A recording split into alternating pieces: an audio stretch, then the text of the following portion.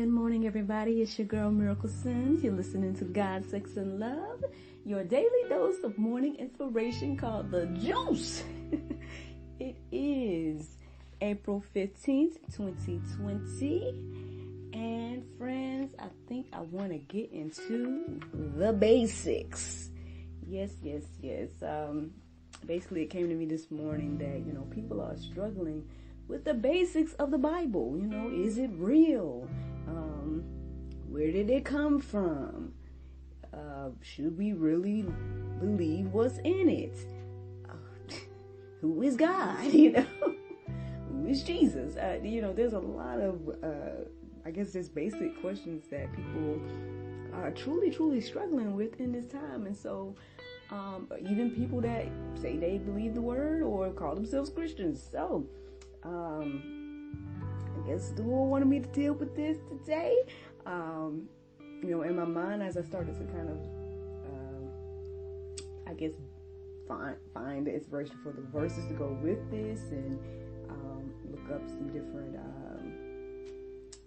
points to share with you all, I realized that this is a bigger subject than one morning juice. So we'll see where this goes, but we'll start with this for today and see what the Lord do, right? So, I know personally myself, I do not, I don't know. I would be one to say that I really don't want to debate what the Bible says, because I feel like, okay, if I read this and it says here clearly something, then there is nothing to debate. If I'm going to believe it, then I need to believe it, and then that's it.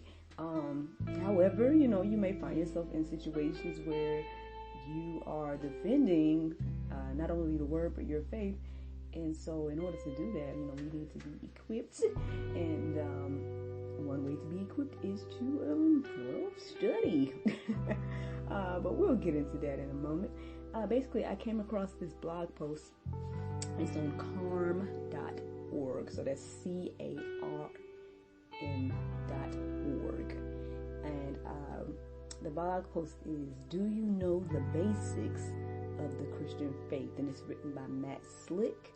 He basically wrote like 35 questions that Christian believers should be able to answer, and so even that alone is way more to discuss than this juice, I think. But again, like I said, the only way that we could truly be able to either not only defend the faith, but even talk about it or even share it, is to, be familiar with it, study it, right? 2 Timothy 2:15 says, "Study to show yourself approved unto God." So, that's just paraphrasing it. You can go and read the entire verse for yourself. However, we do need to be studying the Word of God in order to even understand it for ourselves, and then, do the great commission of sharing it with others. But hey, I digress. Basically, another thing that kind of led to me, even thinking about this idea or this subject or this topic is because, the other day I was questioned by a good friend of mine, asked a lot of questions, and after I thought about it, I was kind of surprised at how well I was able to answer those questions. Even though, like I said, I don't like to debate the Bible. I really don't. Like, Lord, I don't know. I don't know if He's just preparing me to get ready to do it. I don't know. But I would say that probably the studying that I have done over the years maybe even just prepared me for that conversation that I had with my friends. So, because I was able to at least refer to sermons I heard or something like that, messages I had read, if not the actual word. So, there's just something we have to do, friends. Get into the word, be familiar with it. Read the Bible for ourselves. Don't just follow someone blindly. Because at the end of the day, I feel like that's kind of why we read along with the pastor as he's reading. We can't just go off of what someone else is saying. Take the time and read it for yourself. Years ago, I challenged myself to read the Bible for myself. Basically, as I shared with you all the other day, reading is something that I love to do. And but I would notice, like, as I was growing up, anytime I tried to read the Bible, I would go to sleep like real quick. Now, once I became an adult, so I would say maybe in my 20s, I asked myself one day, I'm like, why is that? Like, why can't I get through this book? As many books as I've read, and I would get through books like quick, and but for whatever reason, the Bible was something that I was like always just not able to get through. And so I challenged myself to read the Bible. Basically, long story short, what happened is a friend of mine left her teen Bible at my house, and I decided to just read that. And so, because I always wanted one, like, you need a certain type of thing, maybe you need to go ahead and get it. Because I would say that Bible definitely helped me by reading it. It broke things down in a way that helped me to understand even better. And I conquered my challenge of reading the entire Bible. I wouldn't say it happened as quick as me reading other books. I think it was probably over a year that it took. Well, I can't remember all the details of that right now. But yeah, definitely. I did a review on it as well. So I don't know if you want to find me on YouTube. I did that review. That's probably like one of the highest reviewed video or highest viewed videos on my page, and which is interesting because a lot of times I just do stuff for myself, but anyway, that's a whole nother subject as well. But yeah, so I would challenge ourselves to, do that, friends, because it's not only because it's important, but there's no way that we can share our faith or even answer questions for people or even defend our faith if we're not familiar with it, if we don't know it. So hey, let's get to the basics and get some understanding about the word and what it says. But anywho, let me tell y'all about my favorite moment as I was reading the Bible. So, so I was reading the Bible and I came across Elijah, and as I read his story, I just was like, this is like one of my favorite, Bible characters at this point. In your mind, that's a whole nother subject. I don't even know if I want to get on that, but anyway, so I came across Elijah, and basically this was a moment that I had to just laugh out loud. I was like, I found a lot of funny moments in the Bible, but again, maybe that's me finding humor in things. But this moment right here, and I definitely recall like laughing out loud. Basically, in 1 Kings 18 and 27. It says, it's the whole account of when he challenged the people that believed in Baal. And I didn't find out if I'm pronouncing that correct, so I apologize about that. But anyway, he challenged those prophets to, test their God, and he would test this God, basically. And so, it says here in, 1 Kings 18 and 27, and at noon Elijah mocked them, saying, "Cry aloud, for he is a god. Either he is musing, or he is relieving himself, or he's on a journey. Perhaps he's asleep and must be awakened." I'm sorry, I'm not doing it right. But it was super hilarious to me because in my mind, I just was like picturing this whole thing happen. And you know how people can like joke on each other and just really, really try each other in certain moments. And I could just really see this guy just taunting them, just like being like, "Oh, maybe your guy's asleep. Maybe he can't hear you. You might want to speak up."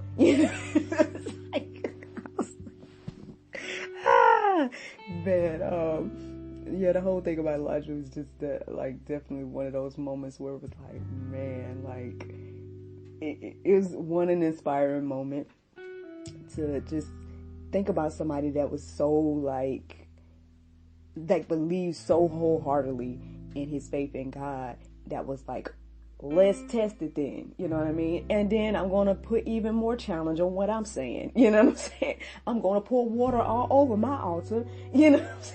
Like, I'm going to, and test it, and then God shows up and shows out. It's like, wow. And then to know that he was actually just taken, like, he's one of the few people that didn't die a natural death. Like, I don't know really anybody else. I mean, who knows, maybe someone else since then hasn't done that stuff, but I don't recall hearing about it. I don't know. I didn't do no research on that, but to know he just was taken is a very interesting thing. That whole account of that is in 2 Kings and 2, if you want to take some time to look at that as well. I was like, wow, man, Elijah, man. But that whole thing kind of made me wonder, like, where are the Elijahs of today? You know, where are the, men of God that are, like, standing on the word and just, like, on fire like that, right? And so, because at that time, I felt like I didn't really see any examples of that. Not to say that there aren't good ministers or good pastors or something like that, but I mean, real, like, Bible-believing people that are, like, on fire and standing and, whether they look crazy or whether they look, or whether people don't understand them and all that, they just are standing on the word. And so I've come across 3 gentlemen since then that I've kind of followed over the years, and I say would, I guess, help me with my walk in regards to,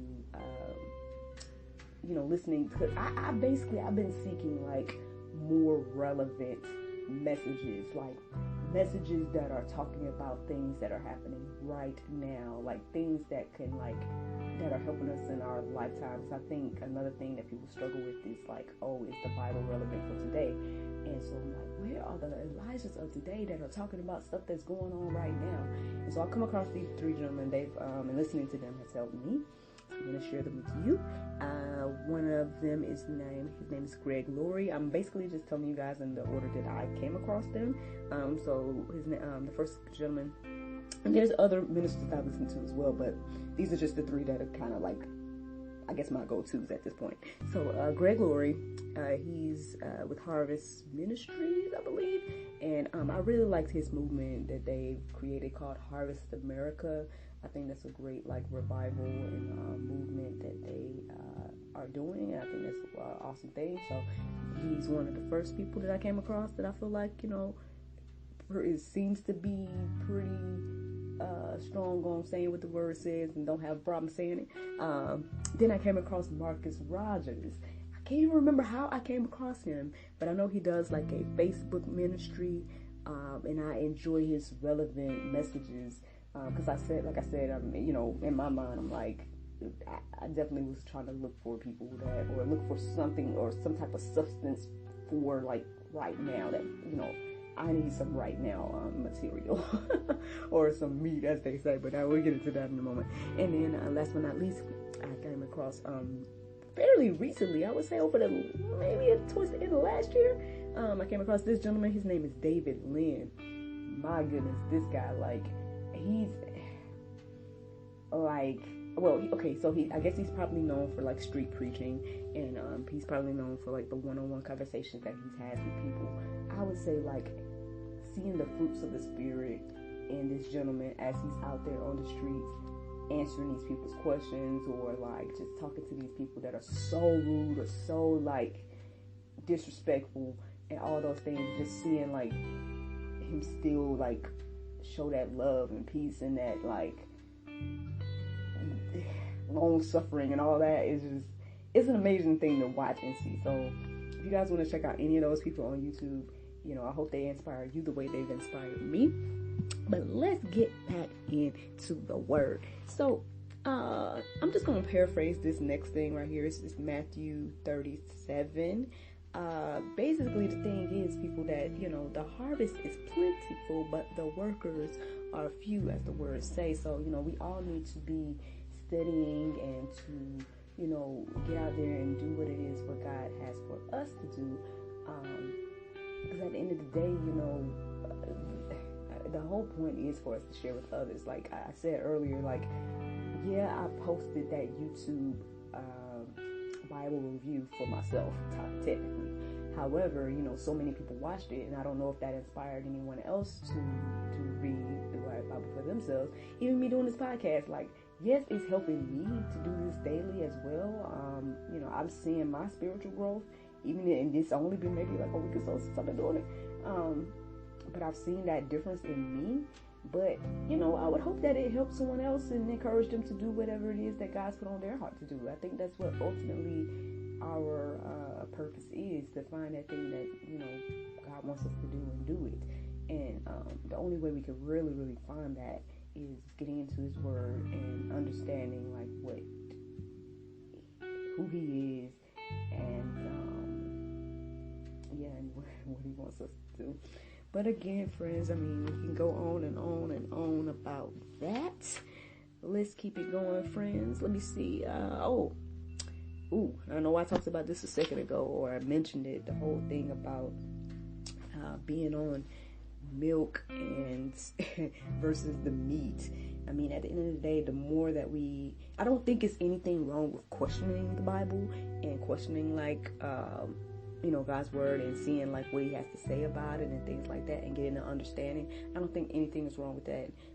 However, I do feel like at some point we can't just keep struggling with the basics, like, should we pray, and, who is Jesus? Like, I mean, I think at this point, we need to be building ourselves up to be able to take in more spiritual knowledge, so then we can be able to do our purpose. Like, we can't stay on milk.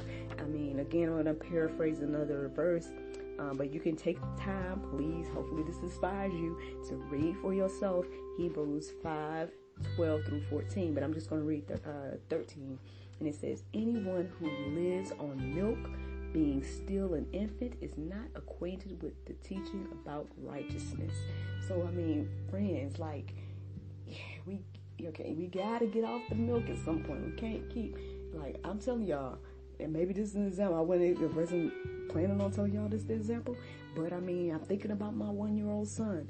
Like, he started with the milk, the breast milk. He got on that formula and wanted some cereal real quick. Once he was 1, this boy wants whatever we eat.